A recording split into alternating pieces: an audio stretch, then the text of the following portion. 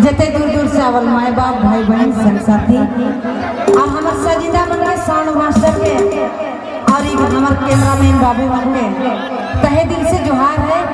और आज तीज भी हके पहले से पता नहीं रहे हमार मांदर सम्राट बाबू बतावे भैया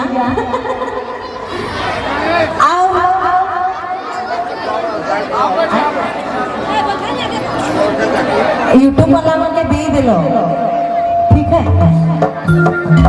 और तीज पूजा कर सबके हार्दिक शुभकामना जोहार प्रणाम है सबके। सब उपासी मन के अपन अपन पति ले बरद रही है सबके धन्यवाद है भाई।